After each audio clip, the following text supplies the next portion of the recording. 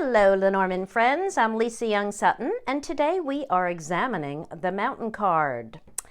This is the card of challenges, obstacles, blockages, barriers, obstructions, opposition, resistance, delays, uphill battles, adversaries, anyone or anything that stands in our way or seems to loom above us, and things that appear to be insurmountable.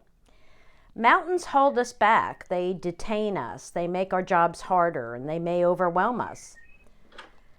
There's something you need to face, and it appears that the odds are against you when the mountain appears. But remember that there's always a way over or under or around a mountain, so don't give up when you see this card.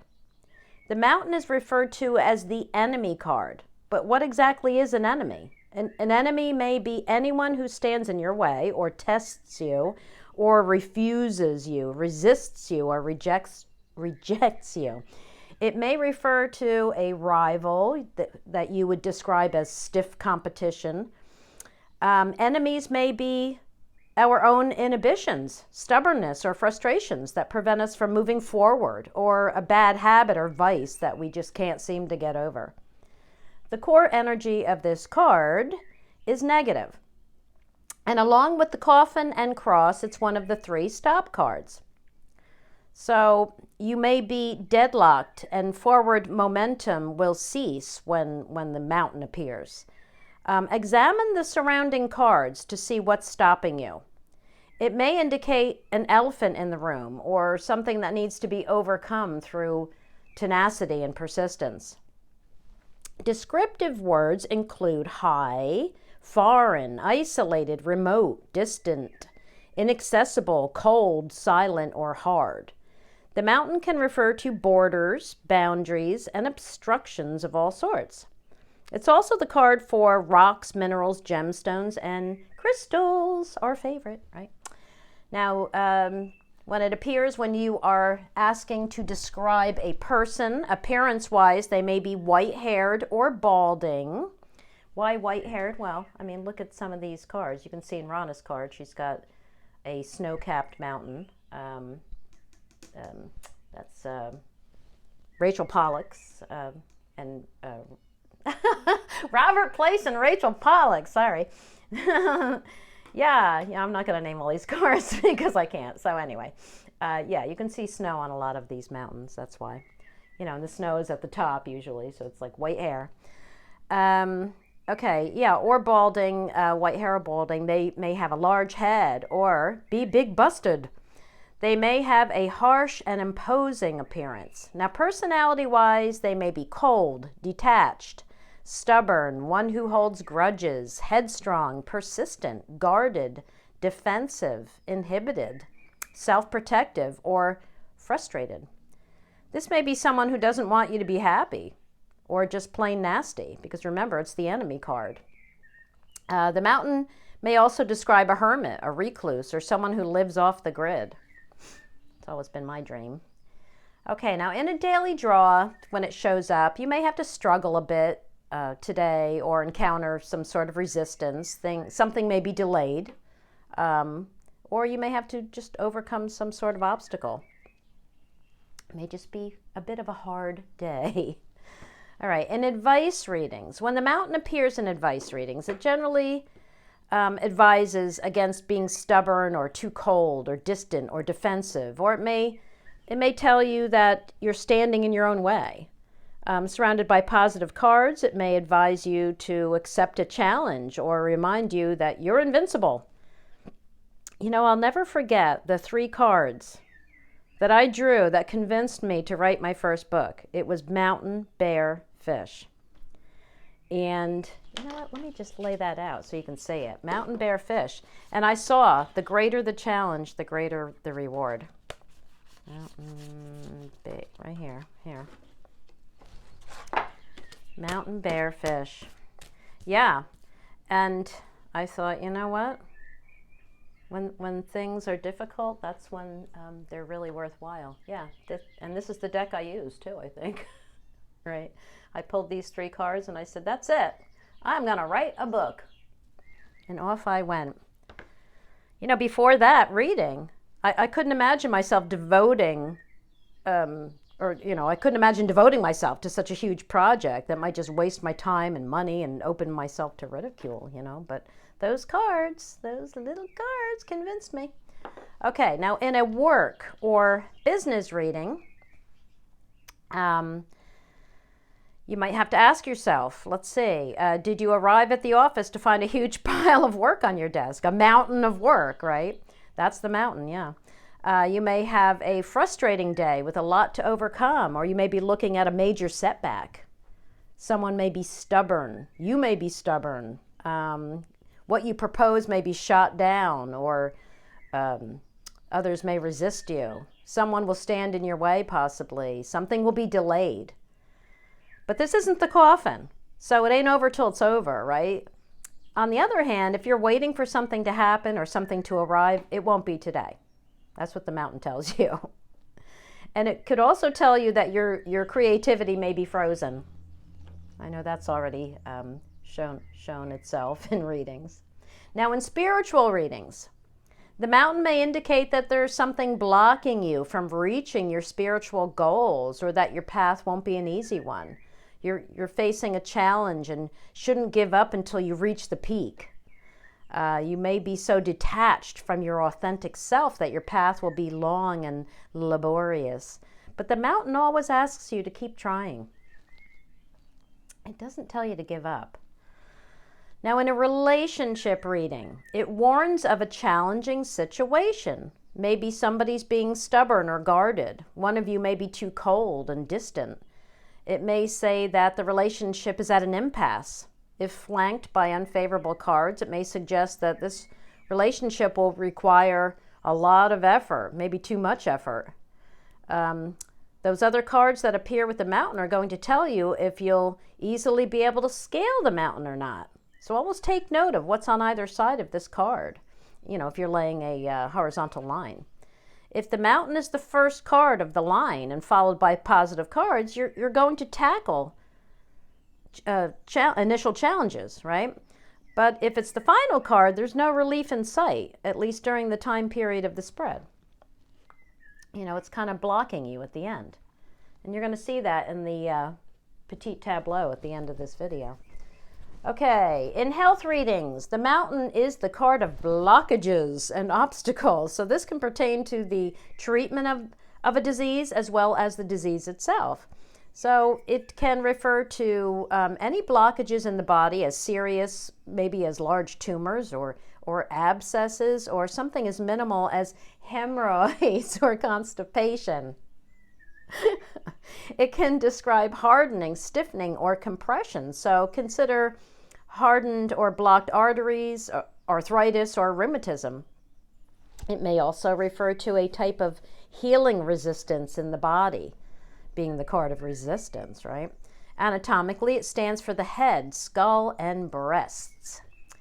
Now, looking at the cards on the table, this is another card that doesn't vary much amongst our deck designers. What we see here are mountains. Mountains, mountains, mountains. Some show snow-peaked mountains and others don't, but that physical description of white hair does belong to the card, not the image. And this brings me to a good point. When I saw in a reading that someone was spending too much money on skiing, that mountain card had no snow pictured, but that was, like an intuitive hit based on knowing all the possibilities within that card.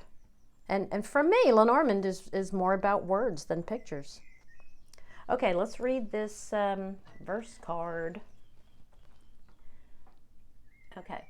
The mountain is a foe and a cause for you to grieve. If no faithful and smart friend, these problems will help relieve. And that is referring, as always, to the method of distance, and you want the mountain far and the interpersonal cluster near. Those are your friend cards, so that's what that's talking about. And then we have the fairy tale fortune card, the mountain, a challenge or enemy to face. And then we have I had to put the Wonderland Lenormand in there because we have Humpty Dumpty, who fell off the mountain. Jack and Jill should be tumbling down the hill in there too. Okay, so let's compare some cards. Well, now they're out of order here. Let's see. I'm going to use Mathalima for this. Okay.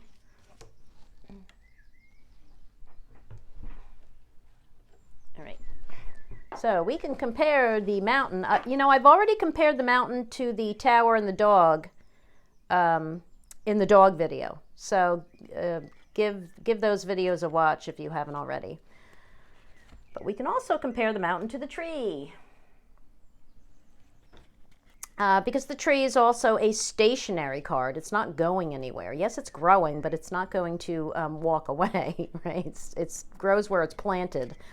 It's only growing upward and outward, but it's stationary. And it's growing slowly and steadily, and it's striving to thrive, so it needs some help. But the mountain, on the other hand, while also a stationary card, represents something that you have to overcome before thriving can take place at all, right? So you could maybe say that the tree just needs more of something, more care, more time, but the mountain is posing a threat or a major challenge. Okay, we can compare the mountain to the fish because the mountain is resistance and the fish is flow. We can compare the mountain to the anchor, and this is a good one because a lot of people use the word stuck for both of these cards. And when the anchor is far from our card and surrounded by negative cards, it often tells us that we've dropped our anchor in the wrong place, and we often describe that as being stuck. But in truth, the anchor doesn't stick us anywhere because we can lift it whenever we want. We dropped it on purpose because we thought it would bring stability, whereas the mountain is not it's not an on purpose. Even if it's if we are our own enemies, it's still not on purpose, right? And the mountain really does stand in our way and keep us stuck for a period of time. So this is really, the mountain is really the stuck card. Okay, we can compare the mountain to the ship regarding distance. And the ship is traveling a distance, right, with a destination in mind, and whereas the mountain is just like a distant location, okay, or it could be someone acting distant. Okay, so we can also contrast the mountain in descriptive readings with like movement cards, right? Remember I said the mountain is stationary, and then like the rider is moving, right? Or the mountain is big and the child is small and the clover is small. The mountain is tall, right? And so is the tower, whereas the clover and the child are short. And the mountain is big and the bear is big, okay? Now I use a lot of descriptive terms because if you look in my book, can you see my book? Yeah, here's my book, The Petit Lenormand Oracle by Lisa Young Sutton. All right, my chapter on missing or lost objects, animals, and people. Because, honestly, I really started using this deck as an animal communicator to locate missing animals. So I was using it very descriptively. That was before I even learned the traditional system from Bjorn. All right, so I do have a whole section on missing object keywords. So you'll find a lot of descriptive words for all the cards in that section. Okay, now the plot. What does the plot have to say? I don't need my book for this because I wrote it down. Okay, so the plot says, near the person warns him against a mighty enemy. If distant, he may rely on powerful friends. And that, of course, is referring to if you have, friendly cards near and the mountain far. Now, the original game instructions, that's the game of hope that this deck was designed for, says, on these steep Alps, the player has to remain until another arrives to release him, or he has to cast a double. It says that also for the cross and the coffin. Those are your 3 stop cards. Okay, those are all cards that can stop us or hinder us or detain us, right? And when you see them in a reading, it's good to pause and consider where the problem lies. Now, the coffee card verse, I don't even think I included that in the book because it's really the same as the plot. It just says, when far, favor from people of high rank or friends in high places will promote you, and near says you have a powerful enemy. So it's basically the same thing. Now, in the method of distance, let me get out my...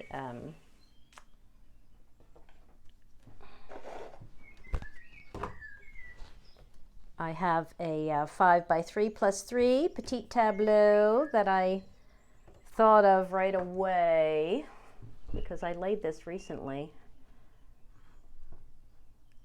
There we go. And it was one where the mountain played a significant role. So I thought, ooh, this is going to be good for the mountain card video. All right, so let me just tell you this. The mod guidelines say, when near, we know that the seeker is facing some sort of obstacle, challenge, or possibly a human enemy. Which one will be explained by the surrounding cards. It may represent anything from a minor setback or delay to a need to defend yourself from a bully or adversary. But when it's out of your comfort zone, when it's out of the seeker's reach, the seeker will be spared from hostile enemies or significant obstacles during the time period of the spread. If the interpersonal cluster is near, that's the garden, the dog, and the child, especially the garden and the dog, we can say that the seeker is protected from enemies by powerful friends. But no matter what, you still want to check to see what cards the mountain is touching, no matter where it falls. And hopefully there are no life area cards there.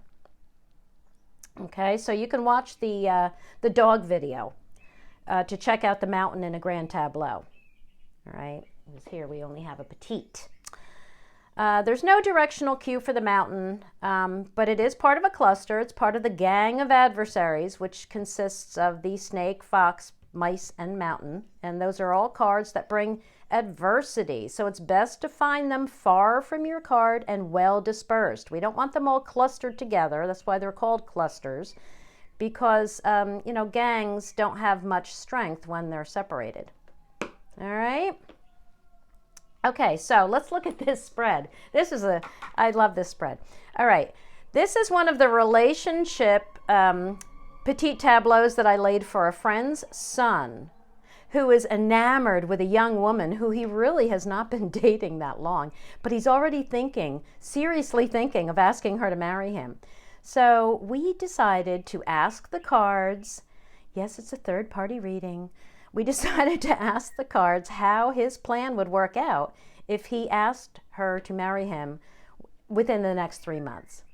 So I chose a petite tableau to see what cards would show up, and none of these cards were pre-selected. I did not pre-select him or her, or you can see the heart and the ringer right there. I did not pre-select any cards. I just set my intention and laid them out.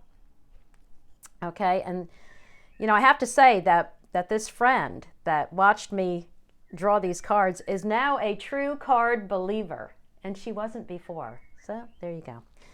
Everything has a reason. Okay, so this spread even blew my mind because it's so classic. I mean, the way these cards fell. All right. Look at the cards above the seeker. Here's the seeker, 28, okay? He's got attraction and passion. He's got the moon and the heart in his little 3-card column here, okay? And he's facing the classic proposal combination of ring and bouquet. There it is. And that's what the whole thing's about. I was like, oh my gosh, look at these cards. I always say that. All right, so now look at the other 2 cards in that column. We have the fox underneath the ring, and we have the birds above the bouquet. So what can we say from that? Yes, the birds is a descriptive card for a couple, and that does play a part in this, but you always start your first layer of the reading with your core meanings, your primary vibes, right? And the birds is the card of uneasiness and excitement and exciting announcements and reactivity and impulsiveness. He's being flighty and impulsive regarding this, okay?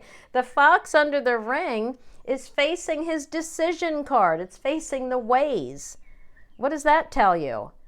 Okay, he's jumping the gun in this case, right? That says this is the wrong decision.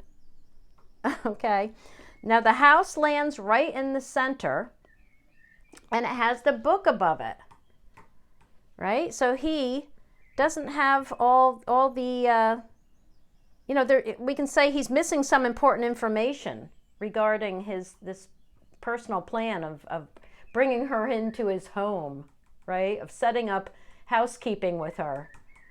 All right, so he's missing some important information. And then I saw, the child underneath the house. I saw that then as being him being naive, right? I mean, we have the dog paired with the fox, right, for false loyalties, and that definitely told me that this child is saying that he's being naive. And now look at her. She's down here, right? She's the final card, right, in the bottom line rather. And look at the cards above her. So that really tells you what she's all about right now. She is still wanting just to date and to, socialize and be friends and have fun. Okay, she's got the clover, the dog, and the garden in her column. And then finally we get to the mountain. Okay, it's ending his line. This is his line of sight, yes? The mountain is the final card. So this is being ended, and this story is ending with a blockage, right? There's your constipation right there. Oh my gosh. So, and what is this telling him? What did this tell us about his plan? That it's not going to happen. The proposal would end in a refusal. This is the card of refusals, the mountain, okay? And look at the two cards above the mountain. We have the tree for patience and slow growth and a need to bring something to a healthier state. And we have the ship telling him that this is still a distant journey, all right? And the ship is even heading to the mountain where it's blocked. Okay. Now check out the diagonals too. If I check out the diagonal pattern that brings him to this final card, right? He's thinking of proposing, but he doesn't have all the facts, or there's just missing information, right? Or we could say that these words that he's proposing to share should remain unspoken, right? Because her loyalty is still too cold. Boop, boop, boop. There's that cool diagonal. All right, now, you don't want to, don't forget to always check the card directly under the mountain, okay? Here we don't have one. Sorry, I'm getting tongue-tied. Here we don't have one, so let me move it. Because the card that falls directly under the mountain is where the mountain is exerting the bulk of its weight, right? It's where it's putting pressure, right? So like if I were to move it here, it would be crushing the flowers, right? The mountain is crushing the flowers. Yeah. So I'd get the same answer, but it would tell me that the proposal is going to encounter resistance. That's what that would tell me if this is above the bouquet. It's crushing the bouquet. It's crushing the joy. It's bringing resistance to the proposal, okay? That's where it's exerting its force, all right? It's in hostile territory. The bouquet's in hostile territory. I mean, I really got a kick out of reading these cards that day. That was fun. And, did I mention that I love Lenormand? Okay, well that's it for the mountain card, my friends. As always, thanks for watching, and I will see you in the next video. Bye-bye.